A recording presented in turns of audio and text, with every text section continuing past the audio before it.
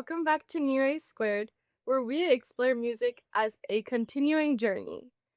Today, we're excited to have Yashica with us today. Yashica Akka is an amazing vocalist, extremely talented. We welcome you to the show. To start, could you please give us a brief introduction about yourself? Of course. Thanks so much for having me. So, as Shunika said, my name is Yashika, and I've been learning Carnatic Sangeetam under the tutelage of Srimati Smitha Prasad for the last 10 years. And I perform at various events throughout the area, and I really love Carnatic music. I'm very passionate about it, and I'm really excited to be here to talk about my journey. We're excited to have you. Awesome. Okay, well, our first question is during college and high school, you have to balance both the rigorous academics and discovering yourself, as well as your energy to find time to practice music.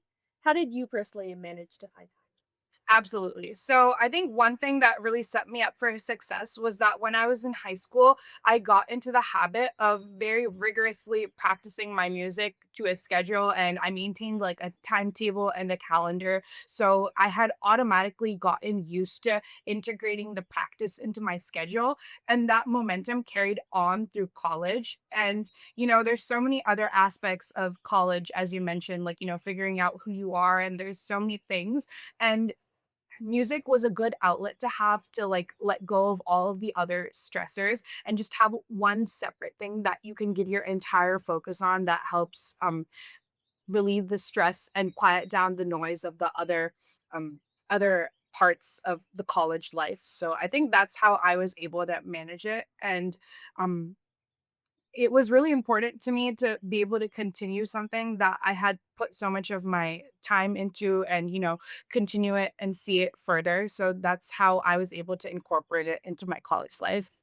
So you mentioned making a schedule. Was it like you picked a specific time and you would practice at that time every day or Exactly. Yeah. So of course with sometimes activities and like homework and whatnot, it becomes a little bit difficult. So sometimes variation occurs. But yeah, I just would practice at try to practice at a similar time every day. And I tried to vary it so that I was able to exercise my voice with different types of pieces that I was practicing so I could integrate different aspects into my practice. So that's how I tried to schedule that. And of course, during busy seasons such as final exam seasons and whatnot, I would try it wouldn't be possible to practice as much. So I would definitely try to make up for that during the less busy times, such as the summers where I had less going on. so do you ever find any like particular ragam or a specific ramakam? Do you ever find them like particularly difficult? And how do you deal with them? Everything when you start a new ragam or a new kriti, especially if you're not familiar with its sister ragas or its parent ragas, it can be very difficult. So that just kind of gets easier with practice, as I'm sure you will be familiar with. But just learning more and listening more just makes each new ragam and new kriti more familiar, and it's less of a challenge each time that you practice. I think a specific set of ragas that are typically challenging are something called Vivadi ragas, for which the listeners who might not be familiar, these are ragas that contain um, sort of a discordant note sound, notes that exist between the typical Carnatic notes that are more unconventional sounding. So these ragas that contain these Vivadi swarams, such as Varali or Natiragam, can be a bit more difficult because the voice is not used to accessing that particular note placement. But again, with everything, it becomes more natural with practice. This is a little bit of a two-part question. How much time do you spend listening and like just sitting down and listening to Carnatic music? And how much of your growth do you think comes from listening versus what your guru taught you? I spend a lot of time listening, especially when I was like younger. Like we had CDs, so you put the CDs in the car. So every time I was in the car, that was the only thing that I was listening to. And even now, when I'm doing my homework and when I'm studying, sitting at my desk, or even sometimes when I was at the office, or I would like listen to kritis on the phone and have my headphones in. So listening is a huge part of being able to sing. And I think for me specifically, it helped me grow a lot because I like to get ideas and learn from what other people, especially for the krittis that I'm currently learning in my new lessons, just hearing other renditions of it and hearing how other musicians will interpret a certain composition. I think it's really valuable and it really informs our own practice. And um, we can integrate things that we hear from others into our own practice. So I think listening is one of the most, huge parts of it. I wouldn't even separate it from like what you're learning because you bring what you listen to into what you learn. So um, it's incredibly important. Do you happen to have like a favorite artist you like to listen to? Oh, so many. I grew up on Nitishri Mahadevan ma'am, Sudha Raghunathan ma'am, and then Bombay Jayashree, the Priya sisters, and so many musicians. Of course, Emma Sama. So yeah, very many musicians. So, criticism and praise, they come as a package in any performance. So, how do you handle receiving both? And is there one that you think is particularly like more beneficial than the other? Of course, both are important to the musician's journey. So something about me specifically is that I used to learn online. I used to learn music online for a certain period of time. So when I transitioned to my in-person lessons with Smitha Auntie, there were some, concepts or aspects of music that didn't really translate over the screen, and I had to kind of unlearn and relearn. So criticism was a big part of my specific journey, just the way that things happen. So I think both are important because criticisms let you know what to change, and then praise like helps you keep going and lets you know what you're doing correctly. So every time I perform on stage, Spivati says, good job. But as always, there's the corrections that will be given in the next class. And then, uh, the corrections, they're always a growth opportunity. The criticisms, it's never a failure or it's never a reflection of, you not being able to do something. It's just an opportunity where you can grow and improve. And I think that's the way to look at it. And it's never really truly like a criticism. It's just somewhere where that it gives you a point where you can do something specific to improve your ability to present and just your tonal quality as a musician. It's a nice way to look at it.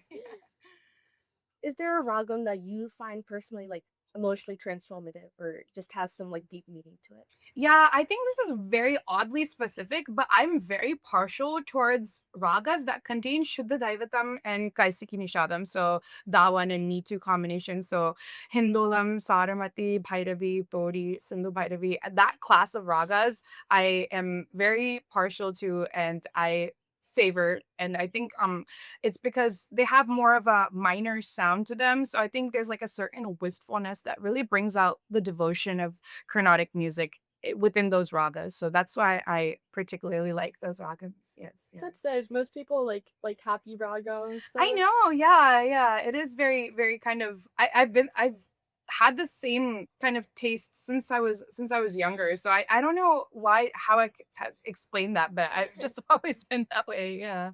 It's strange for sure. So we often say whatever we sing is a reflection of what's going on inside of us. So what's your opinion on this statement and have you ever experienced it? Yeah, that's an interesting quote. I think it's particularly relevant towards Carnatic music because this style of music has such a, performer or singer interpretation to it, and with aspects such as manodharmam. I think the way that every musician approaches the style of music, there's so much variation. So I think it's particularly relevant. So I think one example maybe that I can think of off of the top of my head is like, there's some days we singers were susceptible to the weather and like, sometimes our voices will not be performing as they usually do. So I think in those sorts of days, we typically take more mandarastai or lower octave sangatis and things like that. So I think that's one way that, whatever's going on inside of us might be reflected in our singing. It's a unique concept for sure. Have you ever forgotten lyrics or messed up something on stage, and how did you manage to get over that? Oh, so many times. I'm sure I've lost count of how many times that, mistakes, errors, forgotten lyrics that's happened. But I think something that I've noticed for myself specifically is that this is kind of counterintuitive, but I think with smaller compositions that have more repetitive verses or charanams, I think I'm more susceptible to making lyrical errors in those. So I make sure to kind of have a little bit of like a note with me, a small paper to like refer to if I need to for those. I think for the larger compositions, there's enough variation within the lyrics so that one lyric kind of automatically flows to the next one. So I tend to not forget the lyrics to those as much as for the smaller kritties, which is kind of, maybe the opposite of what other people may experience. But um, like I said, as you practice and get used to being on the stage, these kinds of incidents become more and more infrequent or less and less frequent. So I think that's the any advice I would give to like an upcoming performer. So, what do you think the impact of AI will be in not only Carnatic music, but music as a whole? Yeah, absolutely. So I think we've already seen the impact of AI and just like music in general, just especially with, social media and in general. And people will, have musical ideas and maybe like lyrics, and then they'll have AI kind of put together the song. So I've definitely seen that happening. I think for an art form such as Carnatic music that's so deeply rooted in tradition, and there's so many creative aspects as I was mentioning earlier with the Manodharman and whatnot. I think that I would hope that AI kind of stays out of this art form because um it's like I said, there's so many aspects to it with the different types of compositions, and I would hope with the pathway of learning it from teacher to student, and just given how many years that it has existed, it kind of maintains close to its roots. So I that's my take on AI in music in general, and specifically for Carnatic music. That's what I hope for the future. Do you have any advice for upcoming musicians or vocalists when it comes to learning music?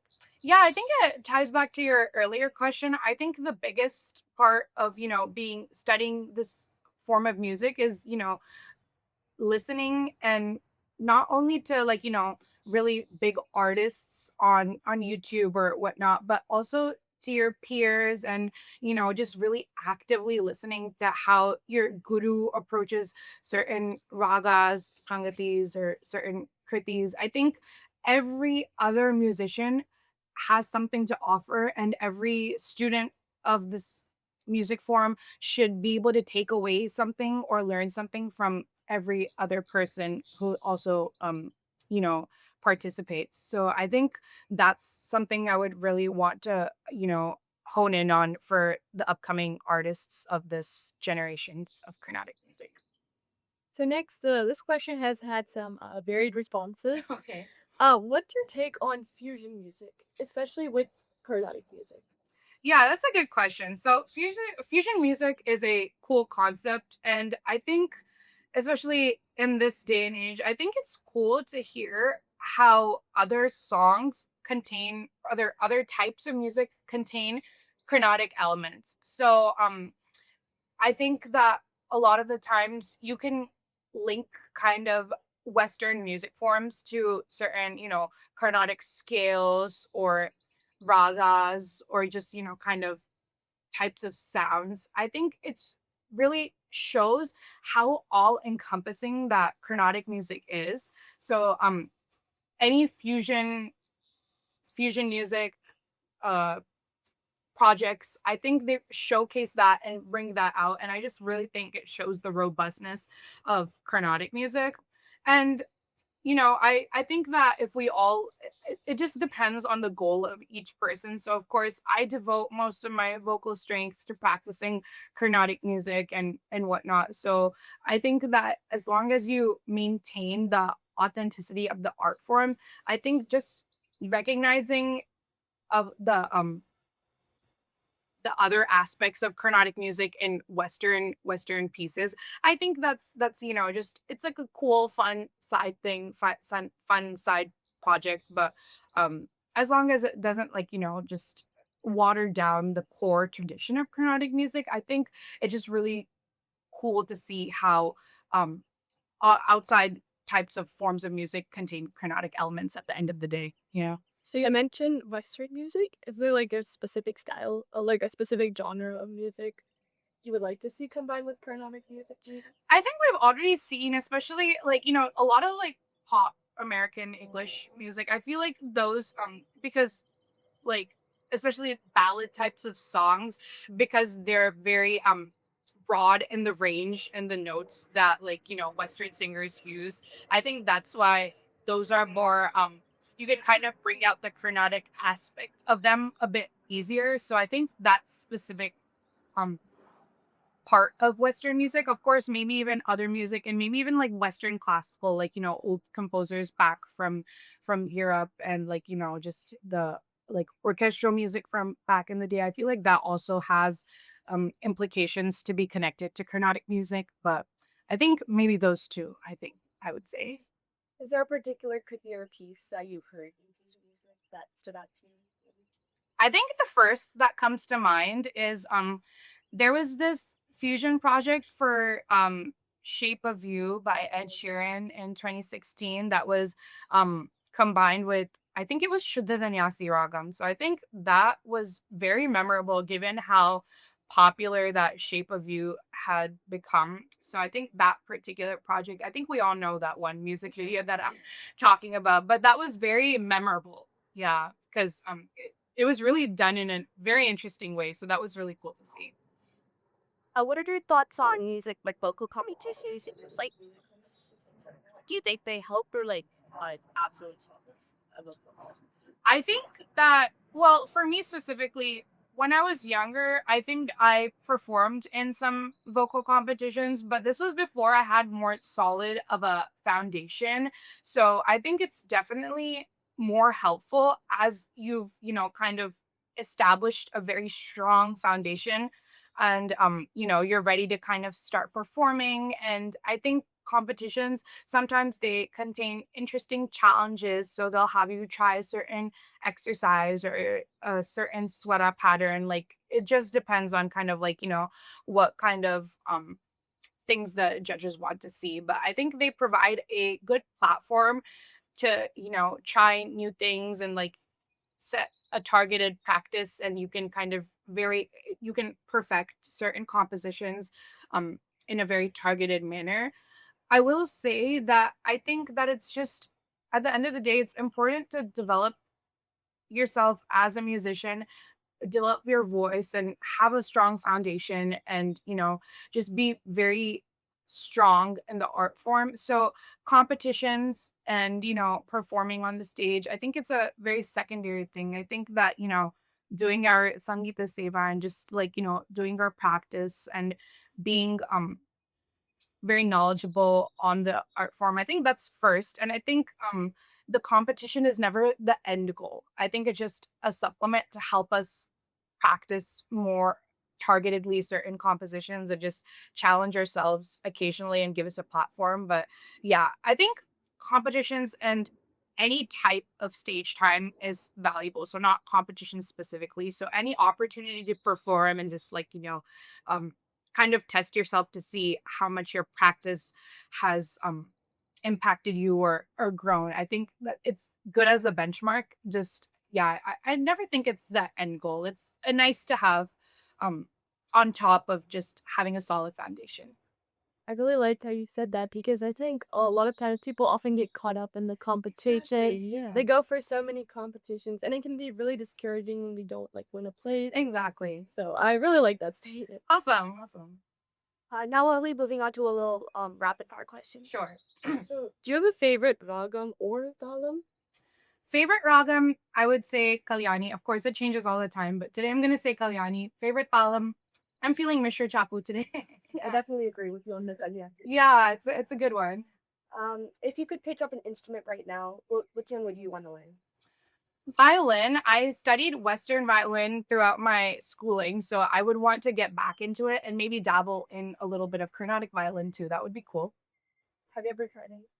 No, I have never like gotten exposure to Carnatic violin at all. I wish I did, but yeah, no. Now that like I'm done with college, I want to pick my violin up again.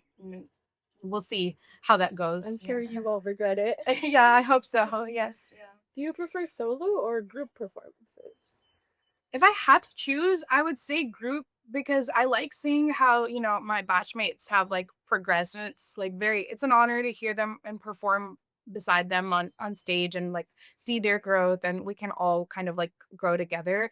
And even previous stage partners, I think, it was really fun to like set up the performance in such a way that our voices blended in a unique manner. But I like how in solo performances I kind of get to curate the composition list and bring out some pieces that I haven't performed in a while. I think another nice thing about like the group is you guys always like at least for me, I never feel as scared when I do perform in a group. That is a benefit because we all kind of support each other. So yeah, that's a good way to look at it too. I think we touched on this a little bit before, but who is your favorite artist both of you from this time and also from like older years? Yeah, I think so. When I was younger, definitely I was very, very partial towards Nityoshi ma'am and Sudha ma'am, as I was saying earlier. And who have I listened to that's new lately? Not new necessarily, but I think someone that I've been listening to that I hadn't when I was younger, ML Kumari ma'am and who else? I think I said Bombay J Shri ma'am when I was answering that, but I think I listen to her more these days than I did when I was younger. Yeah. If I gave you a time machine and you could go back and you could visit any artist, but only one artist, who would you pick? You can like converse with them for as long as you want, but only one.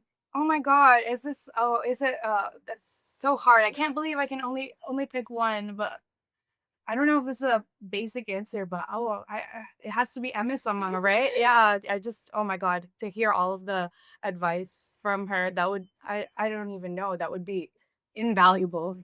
Gotta flip the script. Do you have a favorite composer? Oh, a favorite composer. That's a good question.